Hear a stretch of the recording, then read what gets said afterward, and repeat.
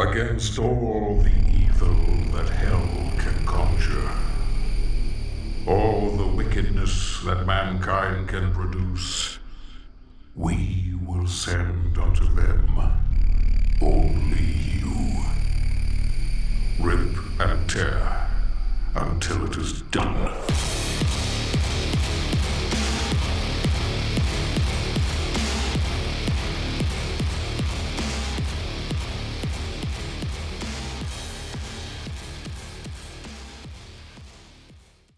First, no sinning. Second, I can use any incantation available to me in the game. However, rule 3, if I use an incant to defeat an enemy, I cannot use it again. And finally, I've got to somehow make this video biblically accurate. I chose to start the game as the Confessor class and made him resemble what I assume Moses looked like. Now, because the Confessor class doesn't have access to any damaging incantations, the first step was to rob some graves of their meager wealth and head to Brother Corinth. There I purchased Flame Sling and subsequently traveled to Liurnia to grab the New King James and the Resurrection Painting. I had heard some reports of heretical activity in the area, and sure enough, a sinner. I used the recently acquired Flame Sling to send him on an early trip to heaven and was rewarded with the ESV. Discard Flame Sling and next we moved to Caelid to start the Gowrie questline. Now normally I would have some concerns about 4 people sharing a needle we found in the swamp, but the germ theory of disease wouldn't be invented for a solid couple thousand years, so as far as I was concerned, we were golden. After we're done with most of the Good Samaritan questline, we can leave this sin-touched land. But don't worry, we'll be back later. Thanks to our little excursion, we now had enough runes to purchase Catch Flame from Brother Corinth, and this would allow us to head to Stormvale to challenge the game's first boss, Margitt. Catch Flame is an aptly named incantation because Margitt caught a lot of flame. In fact, he couldn't stop catching flame, and he fell post-haste. Discard Catch Flame and return to Miriel to pick up O-Flame and Surge O-Flame. Then I rolled my way into the courtyard and down to the dungeons to grab the new international version and the idolatrously named Godslayer Seal. Not many people know this, but Godrick is actually supposed to be an analog for Job from the book of Job.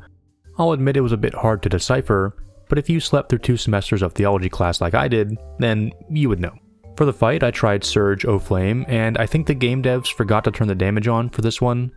Instead, I opted for Catch Flame's big brother, O-Flame. As far as I can tell, O-Flame is just strictly worse than Catch Flame because you can't chain cast it, and it can't be used out of a roll or a sprint.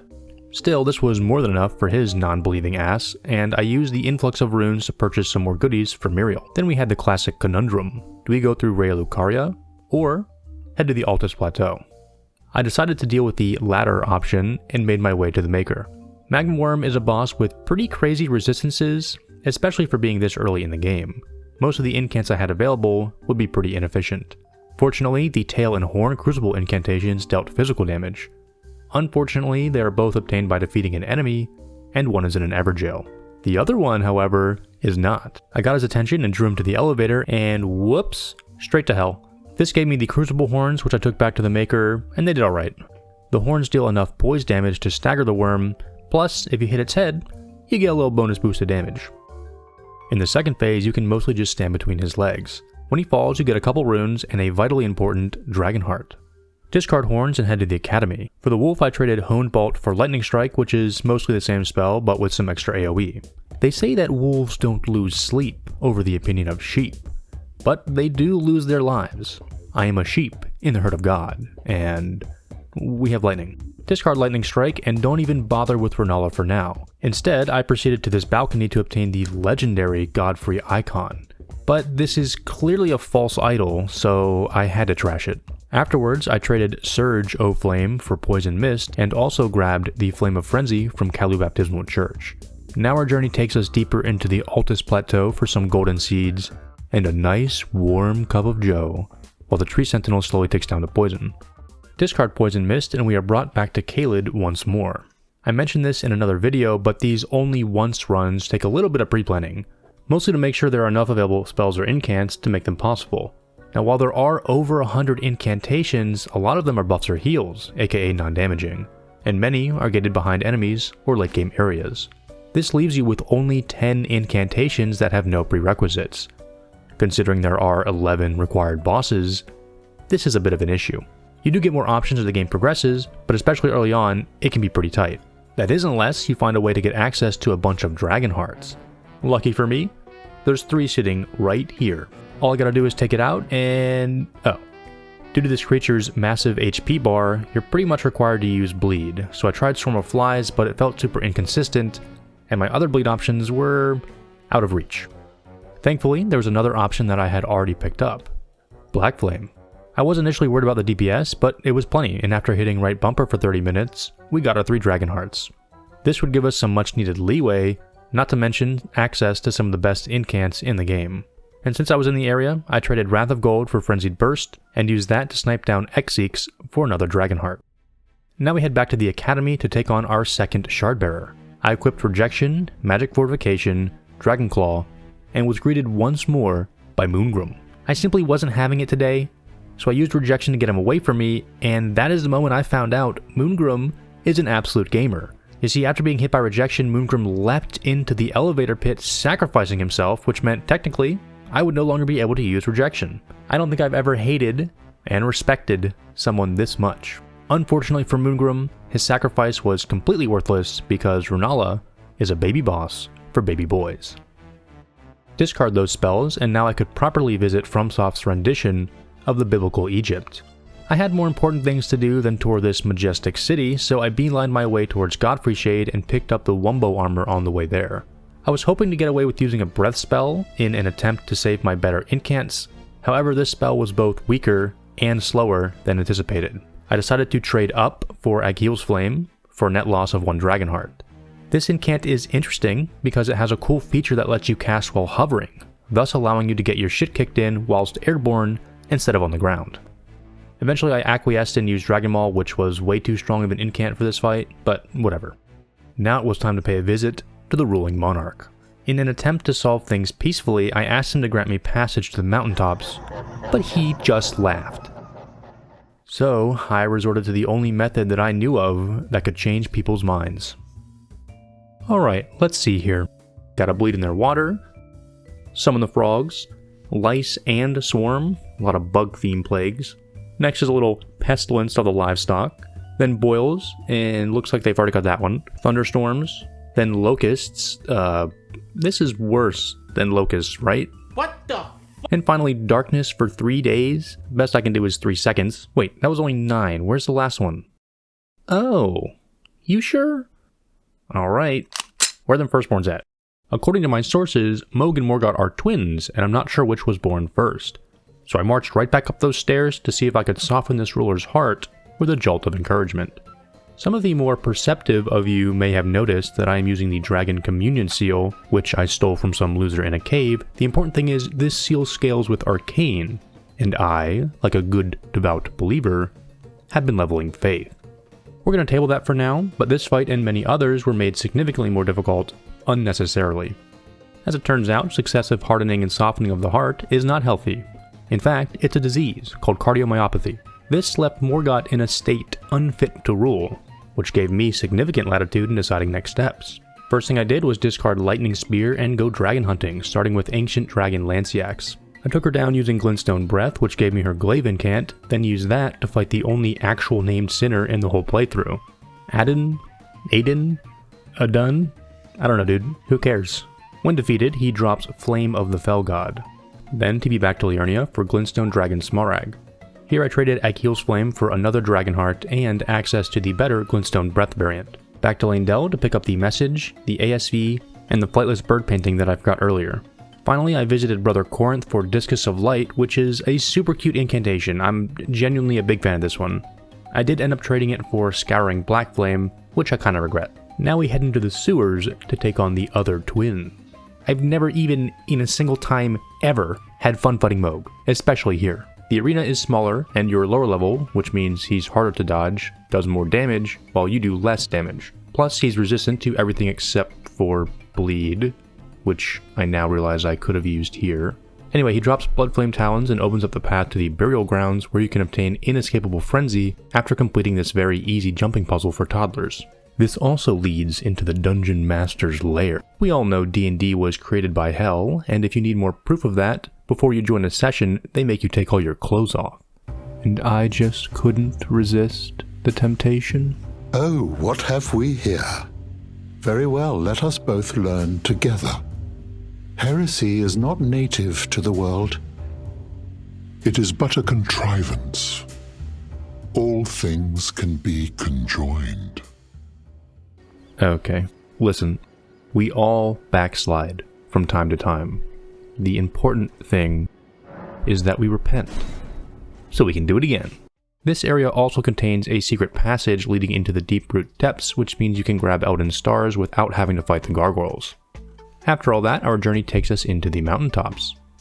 Quick note about weapon buffs. While I'd like to use them, they obviously require you to hit something with a weapon, which breaks the rules. However, a couple of them can be procced by another incantation by the name of Fire's Deadly Sin. This makes for a pretty potent combo, as you can just exist in the general proximity of an enemy and still damage them. As far as Fire Giant is concerned, I mean, this is obviously a reference to David and Goliath. FromSoft isn't even trying to hide this one. So there are two widely discussed interpretations of the David and Goliath story. The first one is that like David hit him with a rock or something. The second one, which is less well known, is actually that David lit himself on fire and ran around Goliath until he died of dehydration, which is what I'm trying to recreate here. I should mention that the academic consensus is the former interpretation. After he falls, discard Black Flame Blade and Fire's Deadly Sin. Then I remembered to grab the New Life version. I'm really running out of well-known biblical translations. Now we make it to Jericho after Joshua blew his horn. I don't know, it feels a bit played out at this point. For the Godskins, I used Rotten Breath and then just kind of avoided them until I ran out of FP when they had like 10 health left. Fortunately, I had a single Starlight Shard that allowed me to finish the fight. Malekith was nearly an identical fight with the much stronger damage over time incantation, Exeek's Decay. And dummy check. Yup, still using the Dragon Communion Seal. Cool. At least I'm using actual dragon incants this time. Malekith's relatively low HP bar makes him a perfect target for Poison or Rot, and this was by far the easiest Mali fight I've done. Discard Exeek's Decay, and then we find Gideon practicing his catechisms in the Round Table. Sure be a shame if someone were to interrupt him. Another video, another Gideon cheese. This time, with a double dose of indoctrination. Oh, did you think I was done with the biblical references? Hell no, I just stopped because it was convenient. There seems to be one use case for this incantation, and that is injecting the good word straight into another human's temporal lobe. A lot of people say that sorcery is the OP magic category in this game, but I don't know. I've never had this easy of an endgame experience. Discard Inescapable Frenzy, and it's time to fight the penultimate required boss, Godfrey. I noticed I wasn't doing much damage in this fight, so I thought the only plausible explanation was I must be using the wrong incantation. Maybe something dealing physical damage would fare better. So I went to get some death roots for bestial... oh, sorry, what was that? Heed my warning. The village here has been touched by death. Okay, bud, I'm gonna stop you right there. I walked through the valley of the shadow of death and feared no evil. Think I'll be okay. I figured out pretty quick that I couldn't use this mariner to get the death root because his buddies circled him too closely. So I went to a different mariner whose mobs seemed to be a bit less clingy. After picking up that death root, I still needed one more, and apparently there's one in this cave being occupied by some injured lady. Some people might consider this to be cold-blooded murder, but those people are no longer around. With that, I had my 2 death roots, which I exchanged for bestial sling, and... embarrassingly, it took me until this moment to figure out that it was the seal that was the problem and not something else. And before you ask, yes, my favorite flavor is the blue glue stick, although I haven't tried purple yet. Simply swapping seals almost doubled my damage immediately. This fight still wasn't easy, but it was much more doable. Discard Giant Flame Take Thee, and we now enter the boss gauntlet portion of Elden Ring challenge runs. First up, Dragon Lord. And he should know this by now, but there is only one true Lord, so you're gonna die. For this fight I bought Blackblade using Mali's Remembrance for that sweet max HP damage. Thankfully Mr. Sax is one of the few bosses that doesn't have any weird timings on his attacks. They're all pretty much exactly what you'd expect. Except for whatever the hell this is, but if you can dodge it or just tank it, then you're good to go. discard Mally's Black Blade, and purchase Placidusax's Ruin from Enya, which I took to Castle Sol, and it was good for the small fry but bad for the big guy. So I swapped over to Flamefall upon them, and then Flamefell all over them. Discard Flamefall, and we descend into the Halictree to fight the evil sorceress, Loretta. Here I used Elden Stars, which we picked up earlier.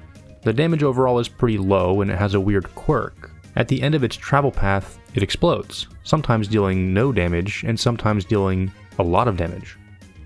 Initially, it seemed like the incant would only damage her if it exploded on the ground and not head-on, but that theory would be disproven pretty quickly.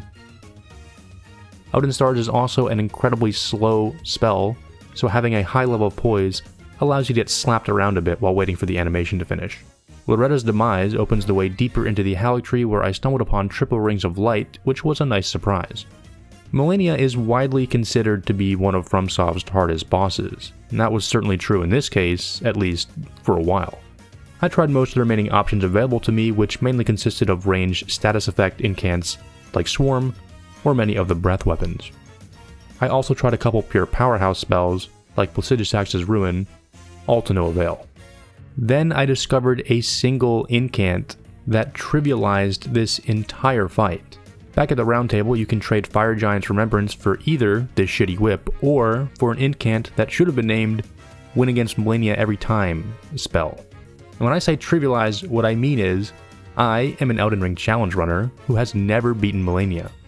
So I walk in, ready to get my claps cheeked, and instead what I find, to my bewilderment, is a spell capable of stun-locking Melania basically permanently, while dealing an average of 6,000 damage per cast. The only thing I had to be remotely concerned about was Waterfowl, which is countered by the timeless strategy called Running Away. If you're worried about her second phase, don't worry, it stun locks her there as well. Unbelievable. Personally, I wasn't going to bother with Rykard. But then I got a letter from the boss reminding me that blasphemy is indeed a sin. Now, I don't like to get into the habit of predicting sins, but I mean, come on, he's going to do it eventually, right? We will devour the very god. Oh, okay, yeah, there it is. Won't lie to you, not a huge fan of this fight. It's annoying enough with the Serpent Hunter, good luck if you're not using it. He's got moves that are impossible to dodge, a combined 90,000 health, a giant lava pool surrounding him, he can jump, snakes can't jump, can snakes jump, and worst of all, he can do this. I mean, what is on my screen right now? You can clearly see I was having a lot of fun. I will tell you what I am a big fan of.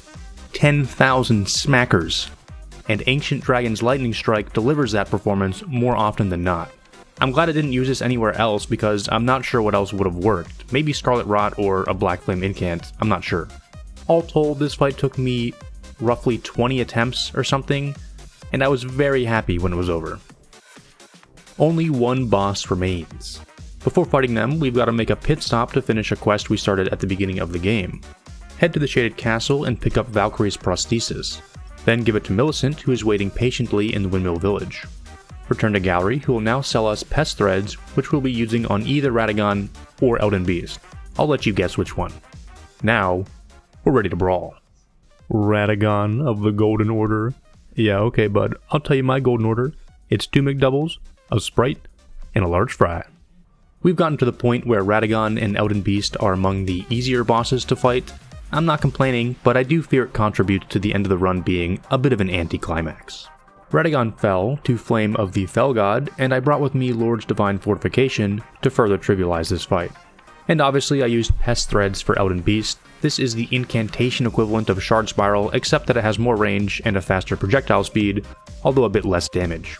Without Divine Fortification, Elden Beast actually would have gotten me.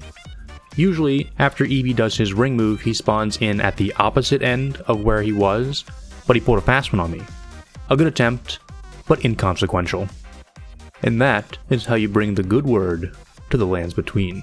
Here is my tier list, and if you liked the video, consider a sub. I'd greatly appreciate it. Thanks, and I'll catch you on the next one.